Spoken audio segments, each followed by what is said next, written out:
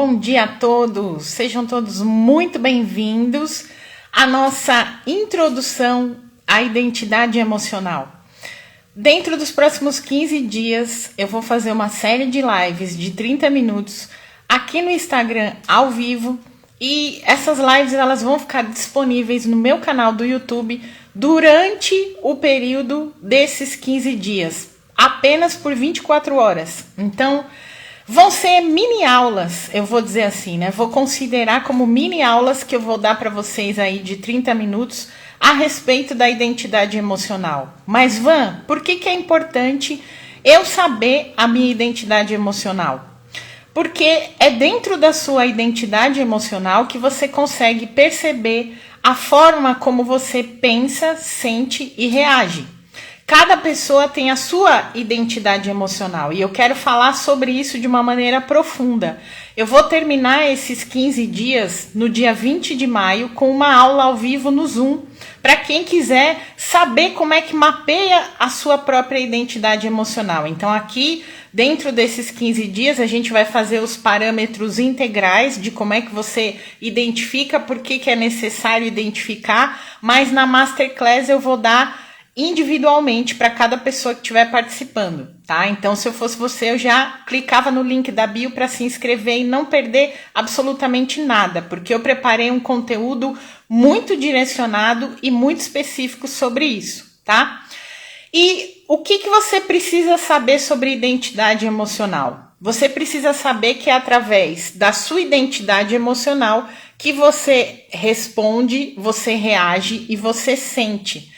Cada pessoa tem o seu mapa de identificação emocional. Cada pessoa tem a sua linguagem de identificação emocional, tá? Então, por isso que não dá pra gente fazer uma receita de bolo e dizer que as pessoas funcionam dessa ou daquela forma, porque é individual esse processo. E muito desse processo se desenha no nosso dia a dia, desde a nossa infância, desde a vida intrauterina. Quem me conhece aqui há mais tempo, quem já frequenta as minhas lives, sabe que eu falo bastante sobre isso. Quem já participou do meu grupo de WhatsApp, sabe que eu falo diretamente sobre isso lá também, né? E a gente cria essa identidade emocional desde lá de trás. E todas as informações, elas vão sendo armazenadas no nosso inconsciente. Tá? Então, é por isso que a questão emocional, ela traz bases mais profundas para a gente poder perceber. E às vezes você tem determinadas atitudes, determinadas reações que você muitas vezes não consegue se reconhecer porque elas acontecem de forma repentina, diante daquele gatilho que foi disparado emocionalmente dentro de uma situação. Eu atualmente trabalho muito com a questão profissional, eu trabalho muito com a questão do envolvimento das emoções no nosso ambiente de trabalho. Por quê? Porque é dentro do ambiente profissional, é dentro do ambiente de trabalho que a gente passa mais tempo da vida adulta.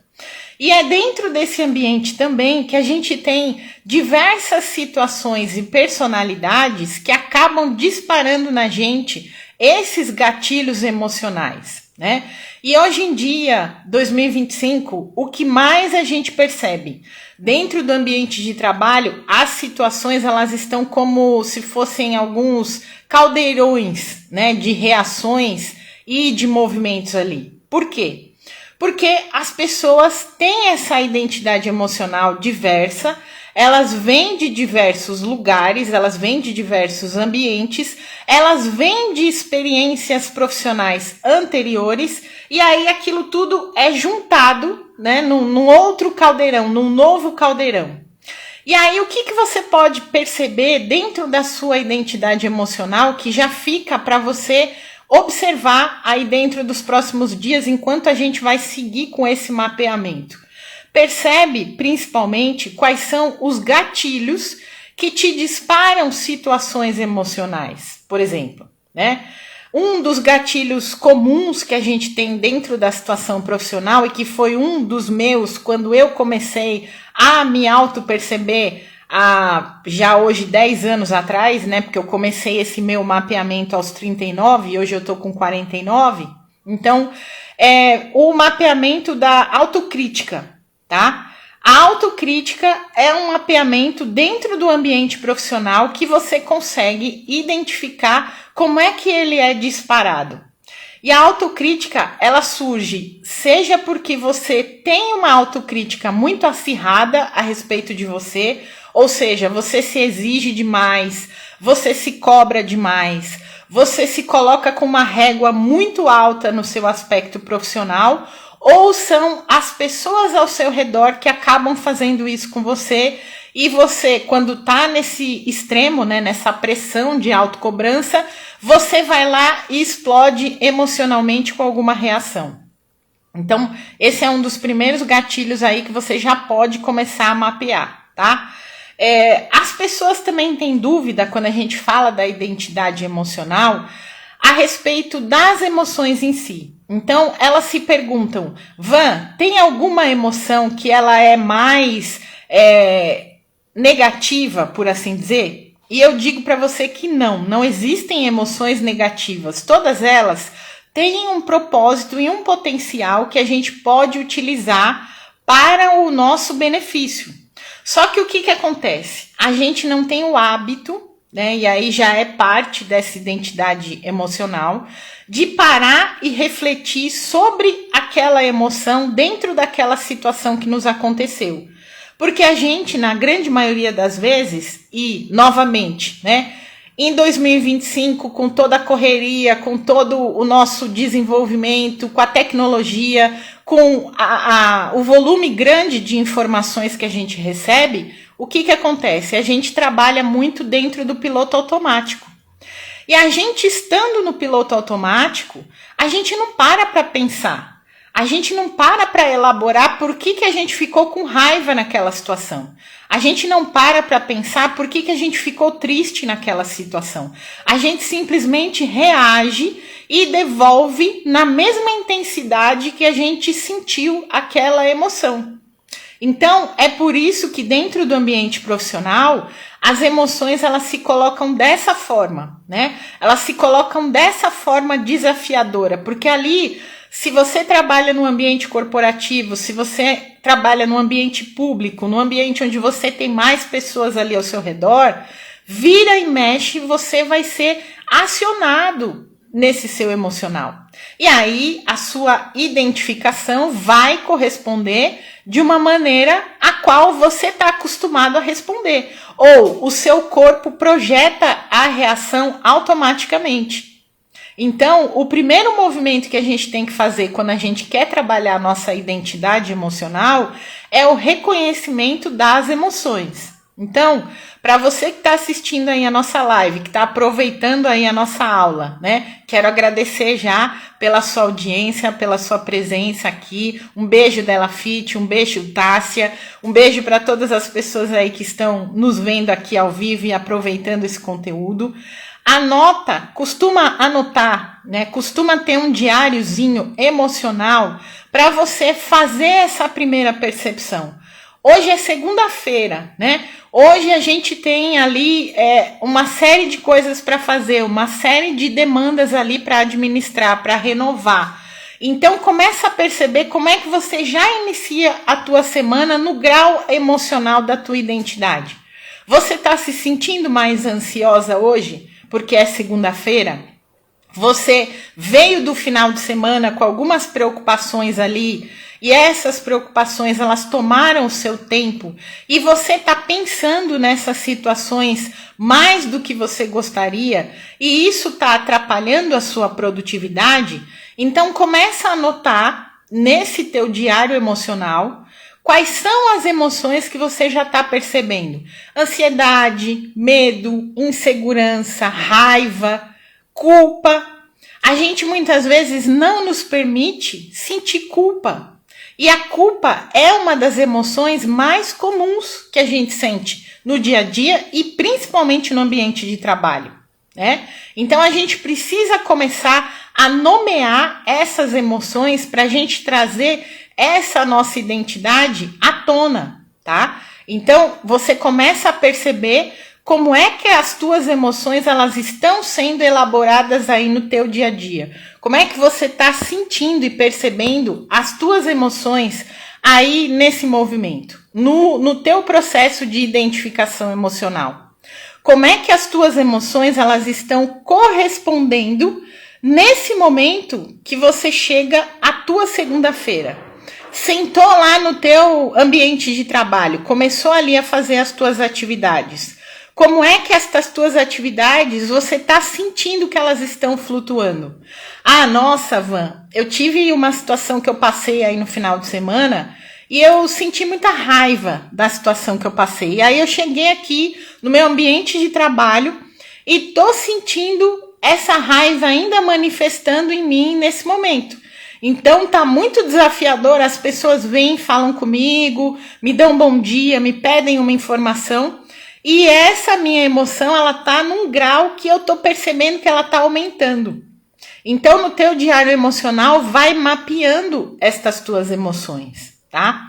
A gente costuma dizer que o nosso mosaico emocional, ele varia muito durante o dia, né? Então, tem horas do dia que você sente mais uma certa emoção, tem horas do dia que você sente outras emoções diferentes aí.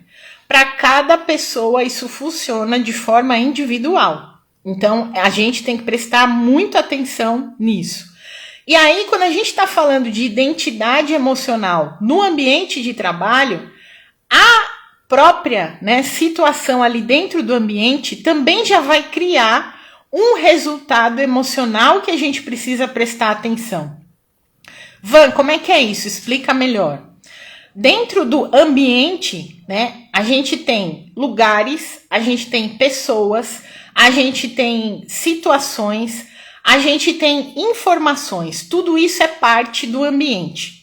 Todos esses elementos que formam o ambiente, eles afetam as nossas emoções de forma maior ou de forma menor.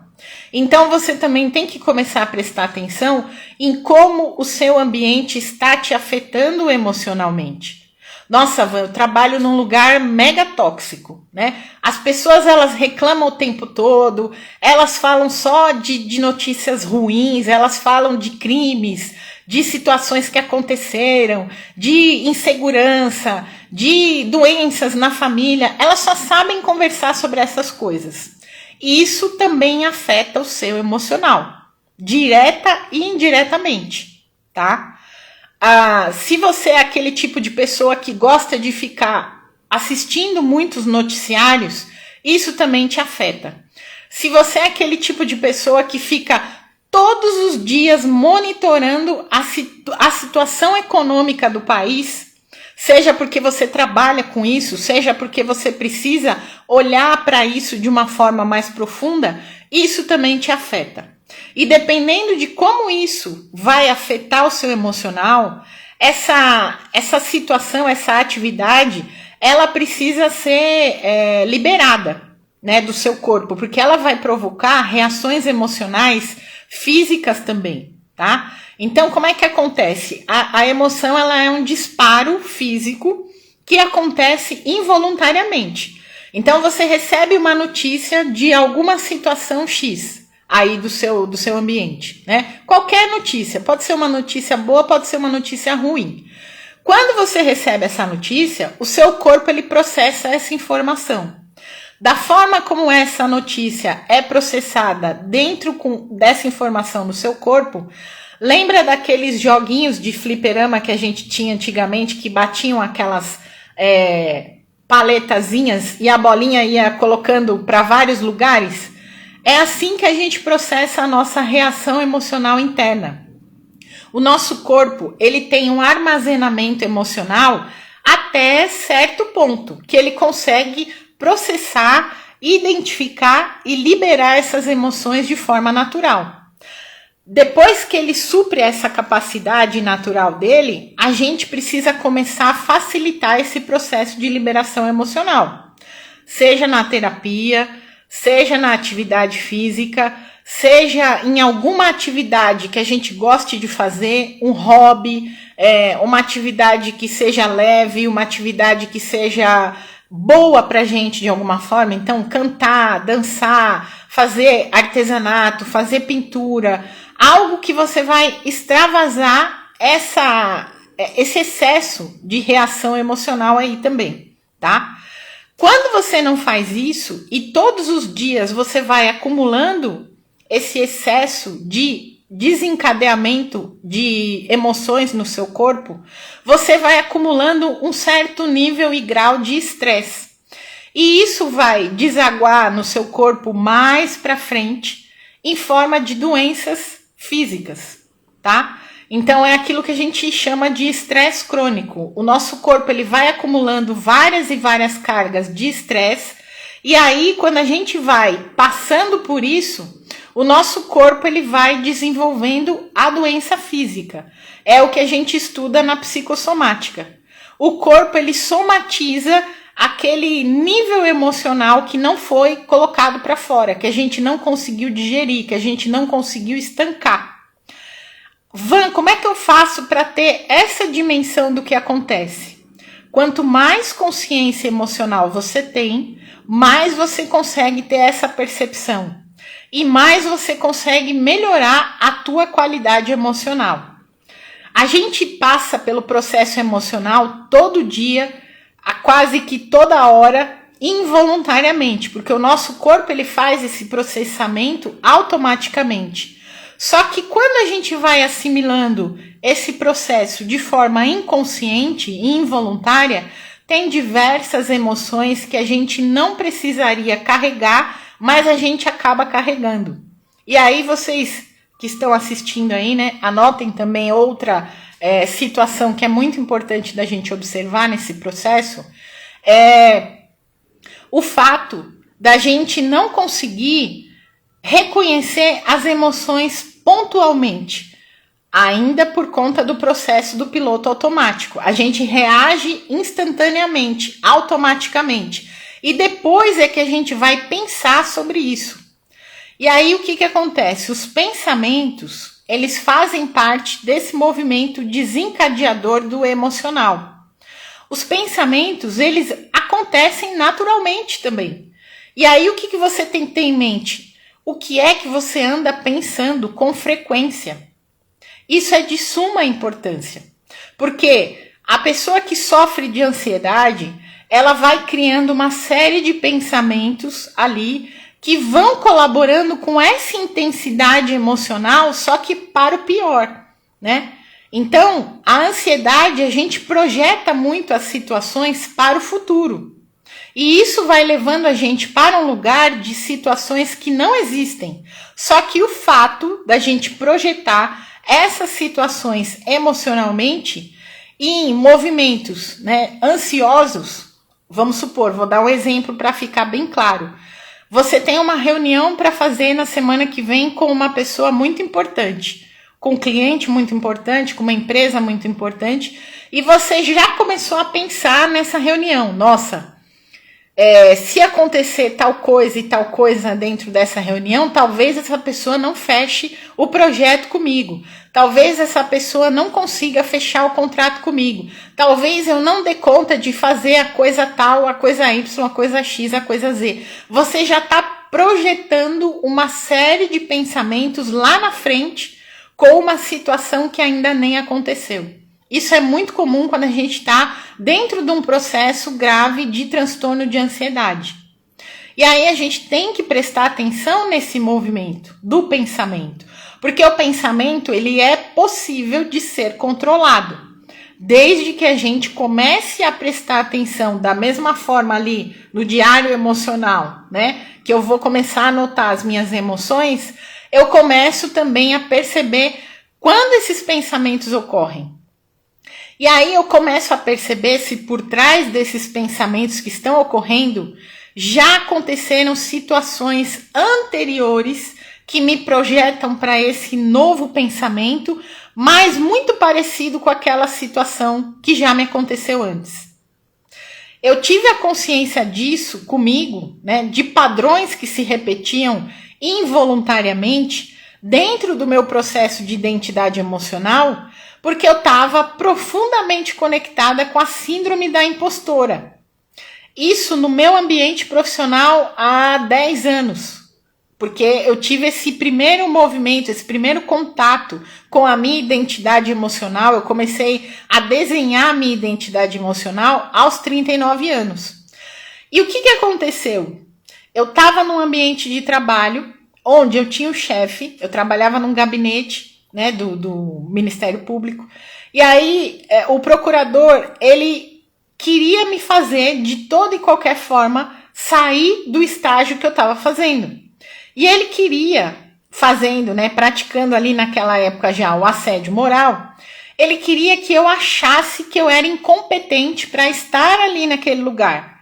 Só que para entrar naquele lugar, a gente faz uma prova, a gente passa pela prova, e eu passei pela prova e eu fui admitida pela prova.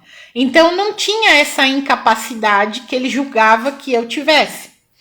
E ali as pessoas que trabalhavam junto comigo também, eu perguntava para elas, eu perguntava se eu estava fazendo alguma coisa errada, eu perguntava se eu estava fazendo de alguma maneira que realmente identificasse a minha incompetência jurídica, né, no caso, e todo mundo dizia, não, Van, você está fazendo exatamente o que é para fazer, você está fazendo exatamente aquilo que ele pede, aquilo que ele quer que seja feito no modelo dele.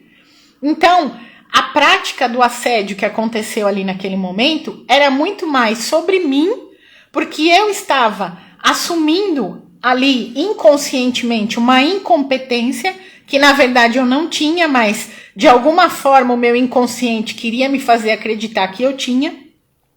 E o meu chefe era só a posição que estava querendo me fazer enxergar essa incompetência que era, na verdade, a minha mente criando essa incompetência, né?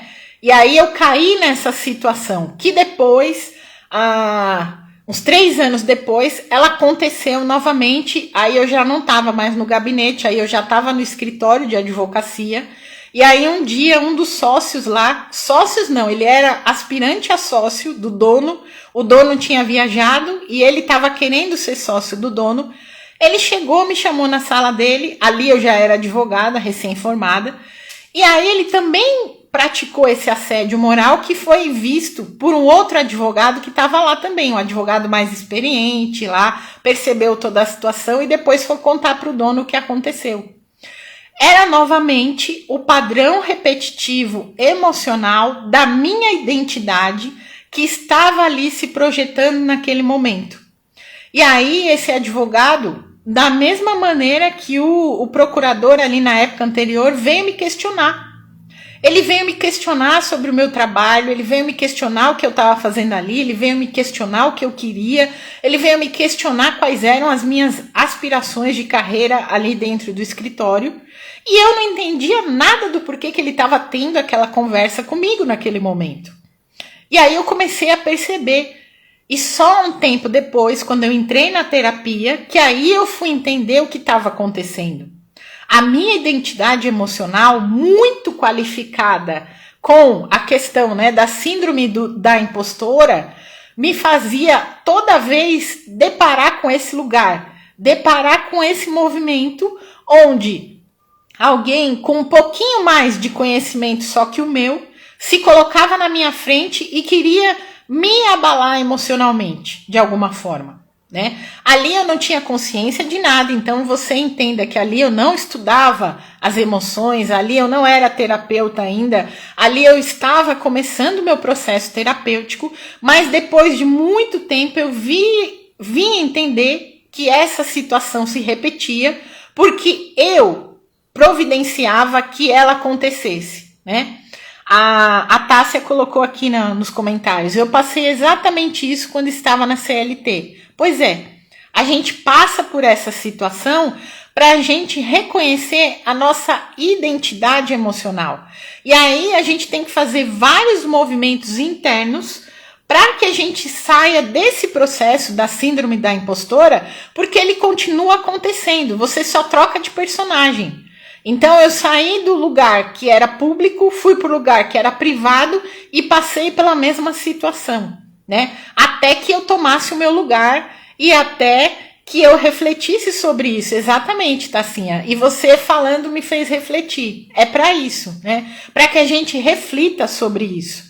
Quando a gente está nesse processo de assédio moral, que é um dos mais graves emocionalmente, tá?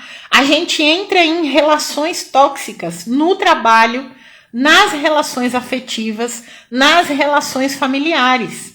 E a gente é que tem que ter essa identificação para sair desse lugar. Mas ela só acontece, né? Essa desidentificação, ela só acontece quando a gente vira a chavinha interna. E é muito trabalho de reconhecimento emocional que a gente precisa fazer. Van, por que a gente se coloca nessa situação? Primeiro, a gente se coloca nessa situação para aprender a sair dela. Mas é um movimento que a gente tem que querer. E aí, era para ter começado a falar sobre isso quando eu iniciei a live, eu não falei, mas eu falo agora no final, não tem problema.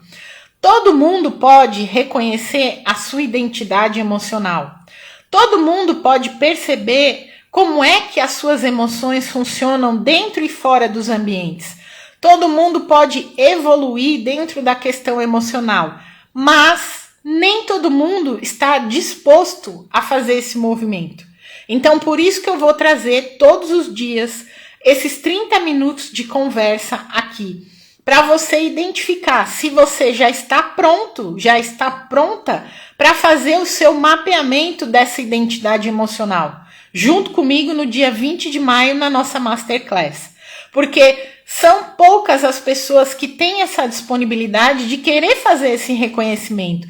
Eu demorei 39 anos para começar a fazer o meu processo. E tá tudo bem. Cada pessoa tem um tempo, cada pessoa tem um amadurecimento. O que não pode, e a gente tem que ter a maior consciência disso, e hoje o meu trabalho é 100% voltado para isso, o que não pode é a gente continuar adoecendo por causa das nossas emoções. Esse meu adoecimento emocional me custou caro, me custou uma internação na UTI, me custou uma trombose, uma embolia pulmonar, e eu quase não estava mais aqui para contar a história para vocês, se não fosse eu parar e falar, peraí, Vanessa, vamos lá olhar o que está acontecendo, vamos lá reconhecer isso, porque as doenças, elas vêm a galope, né? Então, o nosso corpo bombardeado pelas emoções, ele adoece. A gente fica numa situação de vulnerabilidade muito grande quando a gente não trata as nossas emoções. E é por isso que é importante a gente fazer esse movimento. Eu falo muito sobre as questões dentro do ambiente profissional, mas é como eu falei, elas acontecem no ambiente familiar, elas acontecem no ambiente afetivo, elas acontecem em todos os lugares, dentro da sociedade, mas é a gente que é o principal responsável, a gente que é o protagonista dessa situação. E só foi quando eu decidi sair do meu lugar de vítima que eu estava, né? Porque era muito fácil eu culpar os meus chefes. Ah, porque fulano era prepotente, era machista, era isso, era aquilo, não via o meu valor, não via a minha educação, não via ali os meus estudos, os meus certificados. Eu já tinha 2 graduações e 2 pós-graduações e o cara não via nada disso. Mas o cara não via nada disso porque eu não via nada disso. Então o movimento é de dentro para fora. A responsabilidade desse processo emocional é sempre nossa em grande parte do tempo. Porque a gente sofre as consequências daquilo que a gente não vê, daquilo que a gente quer evitar. E aquilo que a gente tem mais medo é o que acaba acontecendo. Porque na época, o que eu tinha medo?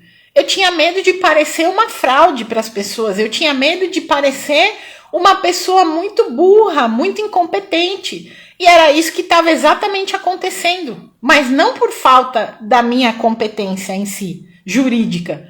Por falta do meu reconhecimento emocional. Por falta da minha visão que eu precisava ter ali naquele momento de me posicionar naquela situação. Então eu quero deixar desde já meu agradecimento para você que nos acompanhou aqui dentro desses 30 minutos. Amanhã a gente volta mais uma vez. Esse link ele não vai ficar disponível aqui no Instagram, ele vai ficar disponível no YouTube, no meu canal, para você assistir até amanhã de manhã. E amanhã de manhã a gente volta com mais um tema da nossa série aí de 15 dias trabalhando a identidade emocional. Um grande beijo para você, fiquem com Deus e até amanhã. Tchau, tchau.